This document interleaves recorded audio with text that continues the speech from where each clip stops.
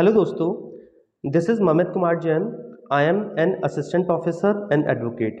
देखिए, आज का मैं जो टॉपिक लेके आ रहा हूँ वो है एफआईआर और कंप्लेंट। देखिए, जब हम सीआरपीसी को पढ़ते हैं, जो न्यू बिगनर्स होते हैं वो कहीं ना कहीं इस बात को कंफ्यूज होते हैं कि कौन से ऑफेंस में हमें एफआईआर लॉन्च करनी चाहिए और कौन से ऑफेंस में हमें कंप्लेंट करनी चाहिए। देखिए, मैं आज इस बात को समझाने के लिए ये वीडियो आपके सामने लेके आया हूँ। देखिए, पहले इस बात को जानिए आप कि जो ऑफेंस है वो कॉग्निजेबल ऑफेंस यानी कि संज्ञेय अपराध होते हैं और एक असंज्ञेय यानी कि नॉन कॉग्निजेबल ऑफेंस भी होते हैं। यानी मैं क्लासिफिकेशन कर रहा हूँ ऑफेंस का, एक कॉग्निजेबल ऑफेंस में और एक नॉन कॉग्निजेबल ऑफेंस में। देखिए, जो कॉग्निजेबल ऑफेंस होते हैं ये गंभीर प्रकृति के माने जाते हैं और जो नॉन कॉग्निजेबल ऑफेंस होते हैं वो लेस ग्रीवियस नेचर के होते हैं, यानी कि कंपैरेटिवली वो कम गंभीर प्रकृति के होते हैं।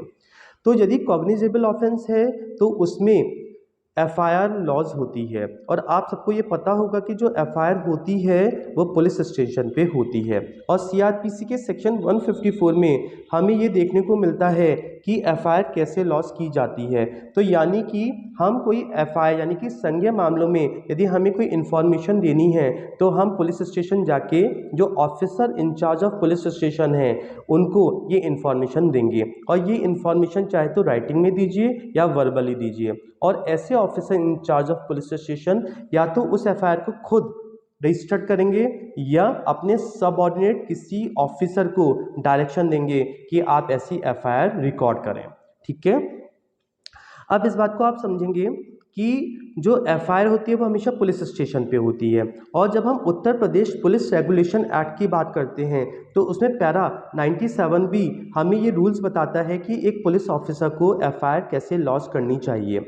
तो इस बात को ध्यान रखेंगे, जब हम उत्तर प्रदेश पुलिस रेगुलेशन की बात करते हैं तो उसमें बताया हुआ है कि जो संज्ञेय मामलों में कोई इन्फॉर्मेशन मिलती है तो पुलिस ऑफिसर को उसे 3 कॉपीज में रिकॉर्ड करना चाहिए। ये बात आप फोकस कर लीजिएगा, आपके एग्जाम के लिए इंपॉर्टेंट बात हो सकती है। और इसमें जो 3 कॉपीज होती हैं तो उसमें से एक कॉपी हम इन्फॉर्मर को देते हैं जो सेकंड कॉपी कहलाती है, और जो एक कॉपी होती है वो मजिस्ट्रेट के पास चली जाती है और जो एक तीसरी कॉपी है वो हम वहीं पर रजिस्टर्ड में रिकॉर्ड कर लेते हैं। इसके बाद जब हम देखेंगे नॉन कॉग्निजेबल ऑफेंस की बात करेंगे तो यदि मैं बहुत सिंपल लैंग्वेज में आपसे बात करूं तो जो नॉन कॉग्निजेबल होता है उसमें एफआईआर लॉज नहीं होती है, उसमें सिर्फ कंप्लेंट होती है यानी कि परिवाद होता है। लेकिन यदि हम ऐसा माने कि हमें लॉ की नॉलेज नहीं है और यदि कुछ ऐसा होता है कि एक असंज्ञेय अपराध हो जाए तो हमें तो पता नहीं है, तो हम तो पुलिस स्टेशन जाएंगे और कंसर्न पुलिस ऑफिसर से कहेंगे कि भाई आप इसकी एफआईआर लॉन्च कर लीजिए। लेकिन उस पुलिस ऑफिसर को ये बात पता होगी कि ये मामला कॉग्निजेबल है या नॉन कॉग्निजेबल है। अब चूंकि उन्हें पता है कि ये नॉन कॉग्निजेबल ऑफेंस है तो उसमें एफआईआर रिकॉर्ड नहीं होगी, तो वहाँ पर उनके पास एक दूसरा रजिस्टर होगा जिसे हम जानते हैं एनसीआर के नाम से, नॉन कॉग्निजेबल रिपोर्ट। तो जो कंसर्न पुलिस ऑफिसर है वो असंज्ञेय मामलों की जो इंफॉर्मेशन है वो उसे एनसीआर में रजिस्टर्ड कर देंगे यानी कि रिकॉर्ड कर देंगे और इन्फॉर्मर को ये डायरेक्शन देंगे कि आप मजिस्ट्रेट के पास जाइए और मजिस्ट्रेट के पास जाके कंप्लेंट कीजिए।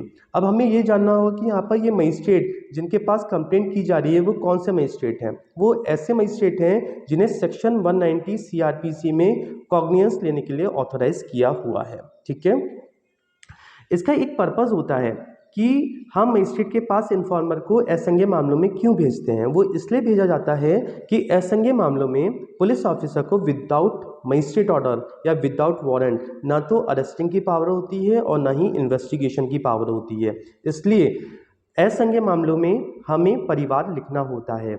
और देखिए, इस बात को भी आप फोकस कीजिए कि संज्ञेय मामलों में जैसा मैंने आपको बताया है कि एफआईआर लॉज होती है और असंज्ञेय मामलों में कंप्लेंट होती है। और कंप्लेंट कहाँ होती है, ये मजिस्ट्रेट के पास होती है।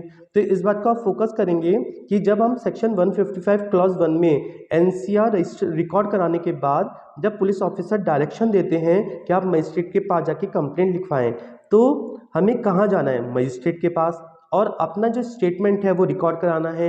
लेकिन जो रिकॉर्ड कराया जाएगा उसके बारे में कौन सा प्रोविज़न हमें बताता है, वो बताता है सेक्शन 200 ऑफ सीआरपीसी। यानी कि सेक्शन 200 सीआरपीसी ये कहता है कि जब आप ऐसे मजिस्ट्रेट के पास जो सेक्शन 190 क्लॉज 1 में कॉग्निजेंस लेने के लिए ऑथोराइज्ड हो उनके पास हमें कंप्लेंट लिखवानी चाहिए। और ऐसी कंप्लेंट हम लिखित में भी करवा सकते हैं और वर्बली भी करा सकते हैं। और तब ऐसे मजिस्ट्रेट जो कंप्लेनेंट होंगे यानी कि परिवादी होंगे उनके स्टेटमेंट को, और यदि वो कंप्लेनेंट अपने साथ कोई विटनेस भी लेके आए हैं तो उनके स्टेटमेंट को भी हम रिकॉर्ड करेंगे। और रिकॉर्ड करने के बाद जो कंप्लेनेंट हैं उनके विटनेसेस हैं उनके सिग्नेचर ले जाएंगे और जो मजिस्ट्रेट हैं वो भी उस पर अपने साइन कर देंगे। और जब कंप्लेंट रिकॉर्ड हो जाती है तो मजिस्ट्रेट ये देखते हैं, उन स्टेटमेंट को देखते हैं और ये देखते हैं कि यदि इन स्टेटमेंट्स के आधार पे एक्यूज के खिलाफ मामला बन रहा है तो वो 204 में एक्यूज को समन, यदि वो समन केस है तो समन करेंगे, और यदि वारंट केस है तो समन या वारंट कुछ भी कर सकते हैं।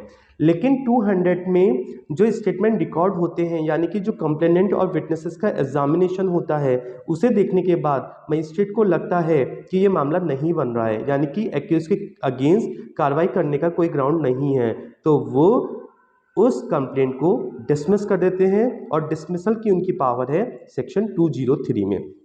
तो बेसिक अंतर एफआईआर और कंप्लेंट में ये है कि जो एफआईआर होती है वो कॉग्निजेबल मैटर में यानी कि गंभीर मामलों में होती है और जो कंप्लेंट होती है वो नॉन कॉग्निजेबल ऑफेंस में होती है।